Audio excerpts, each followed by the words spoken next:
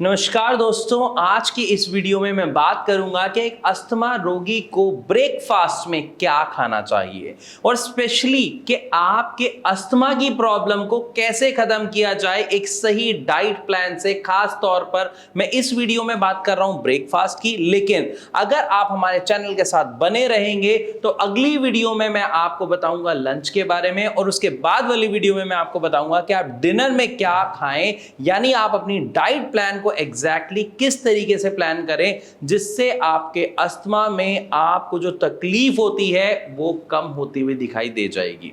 तो चलिए शुरू करते हैं आज की वीडियो और सबसे पहले जानते हैं हम एक सही ब्रेकफास्ट के बारे में जो एक अस्थमा रोगी को लेना ही चाहिए, जिससे न केवल उसको उसकी तकलीफ में आराम मिलेगा बल्कि वो अपने अस्थमा को भी कंट्रोल होते हुए देख पाएगा। तो सबसे पहले अगर हम बात करते हैं, जैसे ही हम सुबह उठते हैं, सुबह उठते ही हमें सबसे पहले एक टिप या एक आदत डाल लेनी चाहिए, क्योंकि अगर नॉर्मल व्यक्ति भी इसका सेवन करता है तो उसको भी इसका फायदा मिलता है, और अगर हम बात कर रहे हैं यहाँ पे एक अस्थमा रोगी की तो उसके लिए इसका फायदा डबल हो जाता है। वो टिप क्या है, वो आदत क्या है, मैं बताता हूं। सबसे पहले उठ के आपको गुनगुने पानी का सेवन करना है। गुनगुने पानी के सेवन से क्या फायदा मिलेगा कि जो आपको यानी एक अस्थमा रोगी को म्यूकस बढ़ रहा है, म्यूकस का प्रोडक्शन हो रहा है, बार बार कफ आ रहा है, वो कफ धीरे धीरे डाइल्यूट होगा यानी पतला होगा और वो या तो खांसी के थ्रू या वाई आपके मोशन बाहर निकल जाएगा। तो आपकी पहली प्रॉब्लम क्या होती हुई आपको दिखाई दी? कम। कौन सी प्रॉब्लम? आपकी म्यूकस की। और एक चीज का खास तौर पर ध्यान रखें कि अगर गर्मियों के मौसम की बात करें तो गर्मियों के मौसम में गुनगुना पानी पीना पॉसिबल नहीं होता है बहुत सारे लोगों के लिए। तो वहां पर आपको सिर्फ एक काम करना है कि जो नॉर्मल आपके रूम टेम्परेचर पे पानी है आपको उसका सेवन करना है। ना तो घड़े का पानी होना चाहिए ना फ्रिज का पानी होना चाहिए, बिल्कुल नॉर्मल टेम्परेचर जो रखा हुआ होता है, क्योंकि टेम्परेचर ऑलरेडी इतना ज्यादा होता है कि उसकी वजह से जो पानी होता है वो लगभग गुनगुना जैसा होता है। अगर आप इस पानी को पिएंगे तो इसके फायदे आपको पता है, लेकिन आप इस पानी का जो सेवन है इस रूटीन को सिर्फ 1 दिन 2 दिन 10 दिन 50 दिन का टारगेट बना के मत चलिए। कोशिश करिए कि आप इसको अपनी हैबिट में डाल लें, यानी रोज सुबह उठ के आपको एक गुनगुने पानी का सेवन करना है, और गर्मियां हैं तो रूम टेम्परेचर के पानी का सेवन आपको करना है। इसके बाद चलते हैं सीधा, जब आप फ्रेश हो जाते हैं तो ब्रेकफास्ट की तरफ। आप नहा लिए, फ्रेश हो गए, तो ब्रेकफास्ट में बहुत सारे लोगों के अलग अलग ईटिंग पैटर्न्स होते हैं, अलग अलग ईटिंग हैबिट्स होती हैं। मैं बिल्कुल शुरुआत से शुरू करता हूं। बहुत सारे लोगों को सबसे पहले सिर्फ और सिर्फ लिक्विड पीने की आदत होती है ब्रेकफास्ट में, जैसे या तो वो चाय का सेवन करते हैं या वो जूस का सेवन करते हैं, या कुछ लोग होते हैं जो दूध का भी सेवन करते हैं। अब तीनों के बारे में बात करते हैं। अगर आप यहाँ पे बात कर रहे हैं चाय की, तो चाय में अगर आप दूध वाली चाय, अदरक वाली चाय पीते हैं तो उसमें एक छोटा सा चेंज कीजिए। 1 लौंग, 3 तुलसी के पत्ते और इन्हीं के साथ थोड़ा सा अदरक और 2 इलायची उसमें डालिए। जब आप ये सब कूट के उसमें डालेंगे, बॉईल करेंगे और उस चाय का अगर आप सेवन करेंगे तो आप देखेंगे तो आपका म्यूकस प्रोडक्शन हो रहा है, जो म्यूकस की प्रॉब्लम है वो आपको कम होती हुई दिखाई दे जाएगी। साथ ही साथ जो आपके एयरवेज के इन्फ्लामेशन है उसमें भी आपको आराम मिलेगा।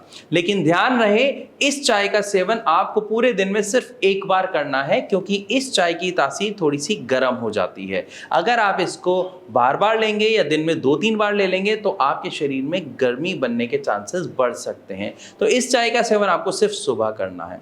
इसके अलावा अगर आप ग्रीन टी पीते हैं तो उसके अंदर भी वही सब फायदे मिलेंगे जो अभी मैंने आपको बताया। तो या तो आप ग्रीन टी का सेवन कर सकते हैं या जो चाय मैंने आपको बताई वो कर सकते हैं। और कई बार ऐसा होता है कि इतनी सारी चीजें आप नहीं डाल पा रहे हैं या जल्दी का आपको कोई ऐसा मौका है कि आपके पास टाइम कम है, तो वहां पर आप दालचीनी की चाय का सेवन कर सकते हैं। यानी जो चाय आपने बनाई उसे पीजिए, बस जब आप छान के उसे कप में सर्व कर रहे होते हैं तो ऊपर से दालचीनी दालचीनी का पाउडर उसके ऊपर डाल दीजिए।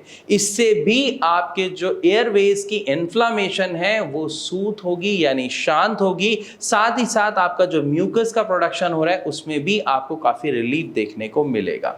इसके बाद बात कर लेते हैं हम दूध की। अगर आप दूध का सेवन करने वालों में से हैं तो दूध का सेवन आपको करना है थोड़ी सी हल्दी डाल के, लेकिन दूध का सेवन हल्दी के साथ रोज आपको नहीं करना है।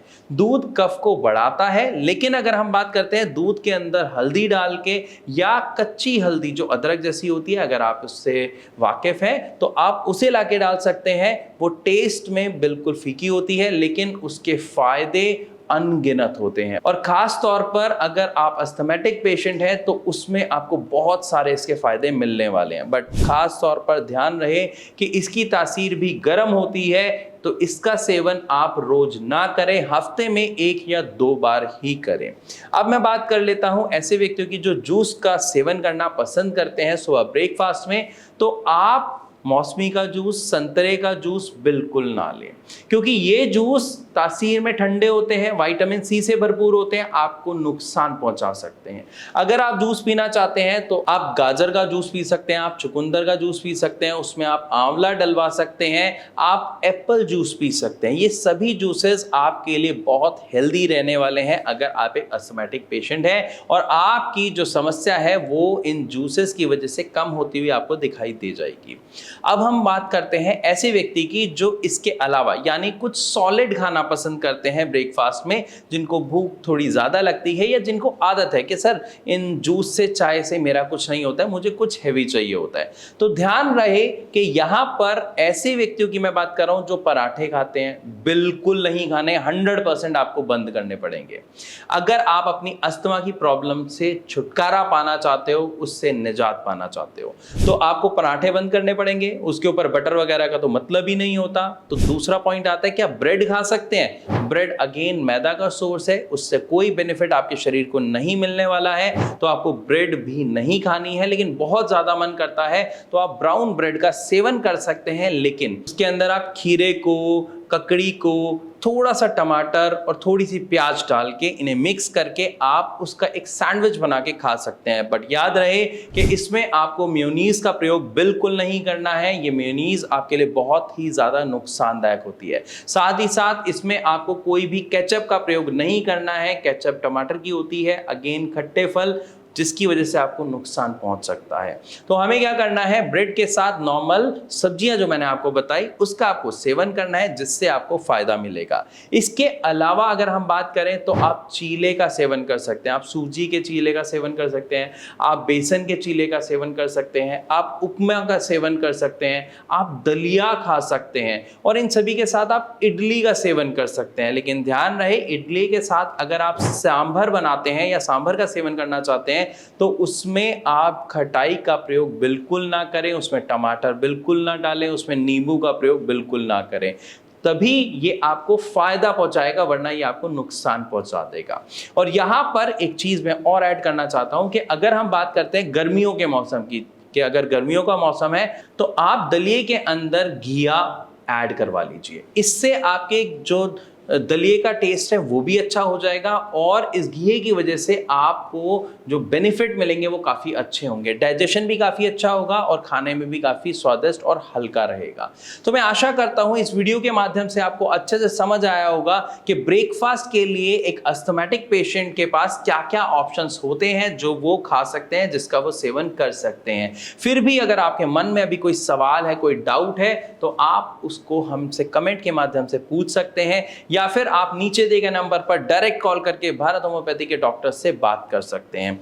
एक चीज का और खास तौर पर ख्याल रखें, ये डाइट मैं आपको बता रहा हूं, इससे आप अपने अस्थमा की जो प्रॉब्लम है उसको कंट्रोल कर सकते हैं, काफी हद तक उससे निजात पा सकते हैं। लेकिन अगर आप उसको जड़ से खत्म करना चाहते हैं तो एक सही डाइट के साथ एक सही ट्रीटमेंट के कॉम्बिनेशन की बहुत ज्यादा जरूरत होती है, क्योंकि सिर्फ डाइट आपकी समस्या को जड़ से खत्म नहीं कर सकती है। समस्या को जड़ से खत्म करने के लिए हमें एक सही ट्रीटमेंट चाहिए होता है, एक ऐसा ट्रीटमेंट जिसके कोई साइड इफेक्ट ना हो, एक ऐसा ट्रीटमेंट जो समस्या की जड़ पर जाकर काम करे और आपको उससे छुटकारा दिलाए। अधिक जानकारी के लिए आप भारत होम्योपैथी के डॉक्टर्स को नीचे दिए गए नंबर पर कॉल कर सकते हैं और अपनी समस्या से निजात पा सकते हैं। और कोई सवाल हो तो कमेंट के माध्यम से हमसे पूछिए।